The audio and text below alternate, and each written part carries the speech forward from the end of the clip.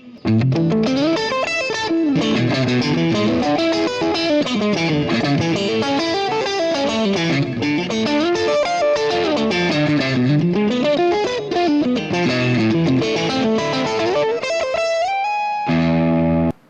morning, good afternoon, and good evening, people, depending on where you are and what time you're watching this video.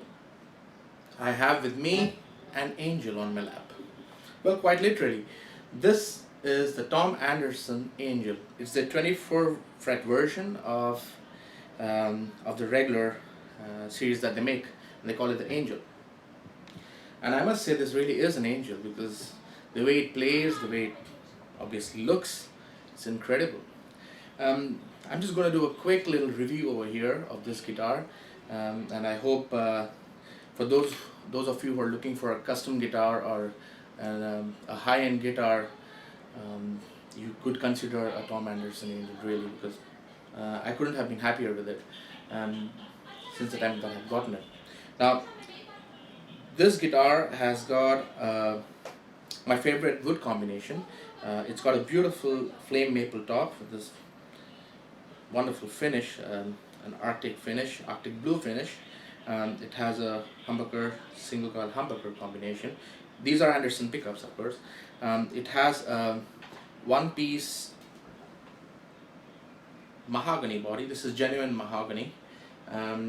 It's got a maple neck, but this is your regular maple, not the caramelized or baked or roasted maple, as they call it. You can tell it by the very light white finish. The ones that are caramelized or baked or whatever are much darker in finish. Locking tuners as well. I'll show you. Beautiful locking tuners, help in stability of tuning. Wonderful jumbo stainless steel frets. I love stainless steel frets because from where I come from India and here in the Middle East, good luthiers are very difficult to find, and the first thing that at least I tend to wear out in a guitar are the frets.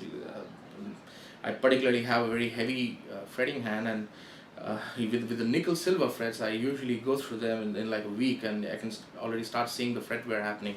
But with the stainless steel frets, I mean, if at all they do wear, then it takes a very long time, I'm sure, to wear them out. I've personally not seen anything wear out quickly.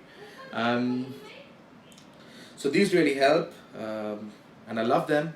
Also because the strings, besides the nut and the bridge, when you fret a note are in direct contact with the fret, a good fret job helps in playability and the feel of the instrument. I mean, I've always believed that as a guitar player, it's not just 50% is, let's say, is the tone of the instrument, and the other 50% is playability and feel, which is very important. Besides that, it's got a wonderful switching system. It's got a vintage tremolo unit over here. It's not recessed, so it only goes one way, which is dive. It's got a tone, a volume, a 5-way switch, and it's got this little toggle over here which does a couple of fancy things. It's in the middle position now, which means the 5-way switch acts as as any regular guitar, really. I mean, it's your humbucker split in the middle, suppose just the middle, split neck in middle, and then just the neck.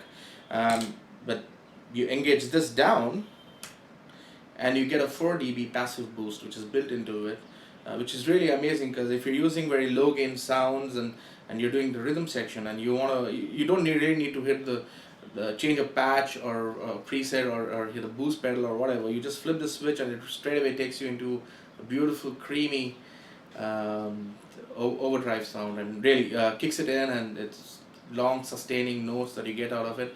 I really love it, and so it gives you this boost throughout the range.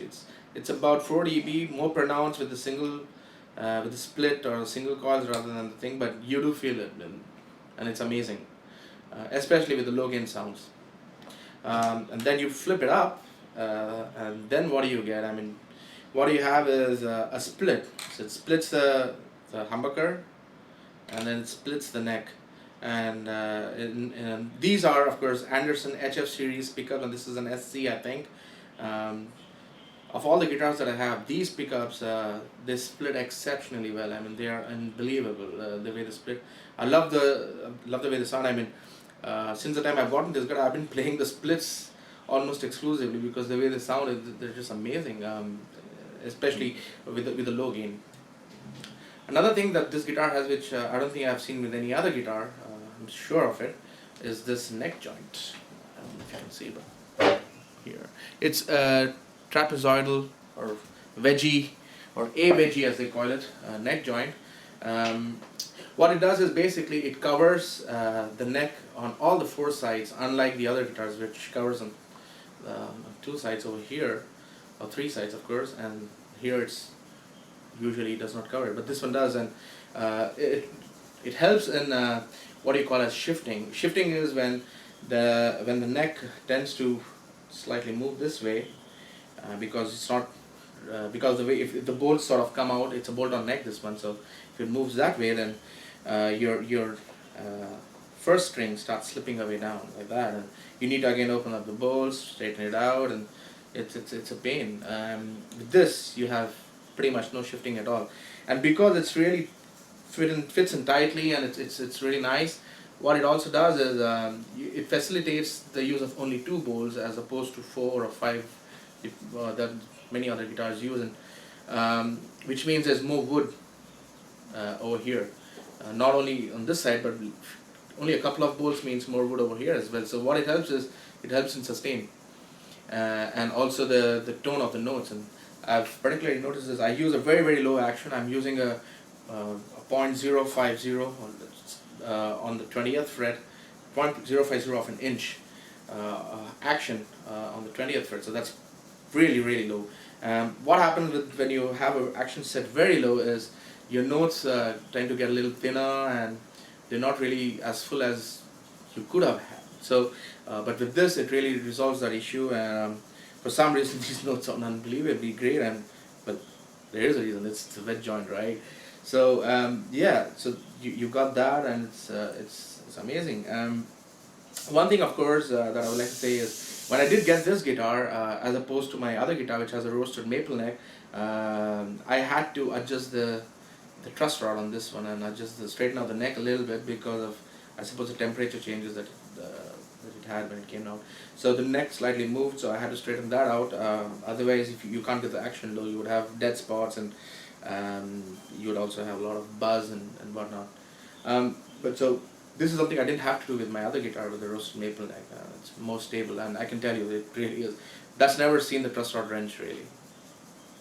Now, apart from that, it's the more, I should say that this guitar is the most playable and easiest to play guitar that I've ever owned. And the neck is the best 6-string neck that I've ever played on, hands down. And I've played and owned a fair share of high-end 6 strings, believe me. This neck is not silly thin as an Ibanez, for example, but it's thin enough. It allows you to play whatever it is, all the fast stuff that you want to play on it. The accessibility, everything is there, but it's not that silly thin. I think they call it the even taper. So it's got slightly more chunk over there, and I love that chunk, because especially when you're bending, it's great. It feels great under your hands, and it's amazing. This the nut width on this one is slightly narrower. I think it helps in getting my thumb up as well. So it's slightly narrow neck, and I like that. The whole point of me getting a 6-string was to help me play some good rhythms and all, using my thumb, like Hendrix used to. So this really does help in that. Now I'm going to make another video where that you'll only find audio samples of this guitar and various switching sounds that you get out of it, but not in this one. In this one, I just wanted to talk about the guitar itself. So one thing to keep in mind, though, that I would like to share a little tip really. If any of you are planning to get a custom made guitar, and you are planning to go for the back wood or the body wood as alder, then just keep in mind that alder sounds extremely boomy with the humbucker in the neck especially. It's better that you go in for a single coil in the neck at least. I have another guitar with humbuckers, and I must say that it sounds very boomy. I think that's the reason that Les Paul always went in for mahogany, because mahogany does not have that issue. It really tightens out the lows. It's very tight with the lows, so it really helps accommodate the humbuckers. But with alder, that's the reason why I think Fender, it was Fender's favorite wood for quite some time, probably still is because they use single coils, and with single coils it's a great wood to have. It's got some nice upper mids. It's got very good um, singing highs, but because it's a pronounced wood with the lows, and the single coils are more chimey, it sort of balances out. I suppose that's the probably reason, but I can tell you this, that the one with the alder, it's very boomy, but this is perfect. And I have another guitar which is also mahogany, genuine mahogany. Make sure it's genuine and not African mahogany, because African mahogany is not from the same species. It's a different species. The genuine mahogany, I think it's also called the Honduran mahogany, was the same wood that Les Paul used to use for their guitars. I don't know if they still do now, but yeah. So it's not a very heavy guitar, but it's not extremely light either. That's because of the mahogany over there, but it's very comfortable anyway. You get you also get a beautiful leather strap from Anderson. You get a nice case and all the wrenches and some paperwork.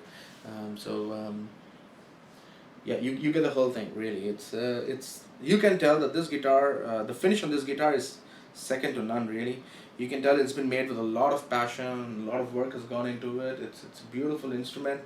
For me, it needed a little bit of setup work once I got it, but that's because like I said, it's not roasted maple or whatever. Yeah. Oh, there's one more thing. This also has what we call as a bus phaeton tuning system. What it is it's a proprietary tuning system wherein it sort of corrects the inconsistencies of the equal temperament that we use, and most of the guitars you use are either sharp or flat in some open chords that you play. With this one, it's very close to perfect. It's not perfect, no system is, but this one is very close to perfect. And basically the nut and the neck, I suppose, is slightly altered in certain ways. Structurally there are slight differences which are built into it,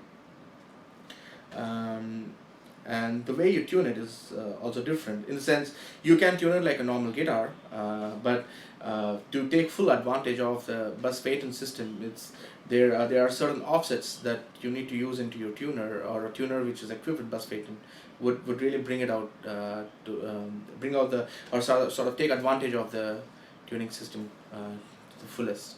Now, I've fed in my offsets into my axe over here because the axe allows me to set in offsets. So and I can recall those offsets. So whenever I'm using this guitar, I can just choose to bring those offsets, and then I just go about tuning my guitar normally because the offsets are fed into it, and it tunes according to the bus phaeton system. But I think there are tuners out there which have the bus phaeton tuning system built into it. So you could, for those who do not have an axe or who cannot program offsets into their tuning units, can get those tuners which already have the bus phaeton tuning system. So that's that. You probably already heard a little sample. I love this. I love the way the guitar sounds clean, and also a little bit of overdrive. It really is amazing. I mean, especially with clean.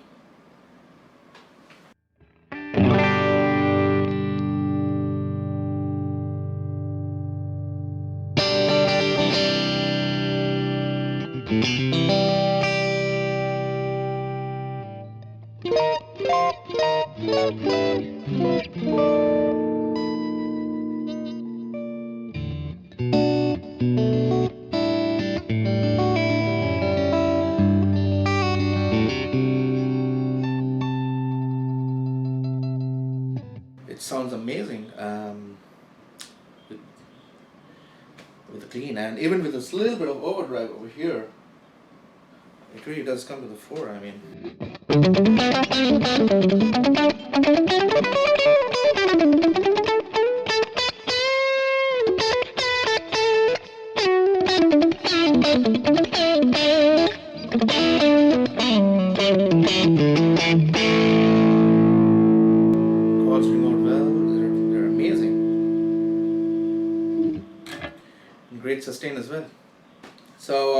hope you've enjoyed this review. I'll come out with another video wherein I sample just the different sounds that the guitar makes. But for now, I hope you got something out of it, and thanks to Tom for making these beautiful, wonderful instruments.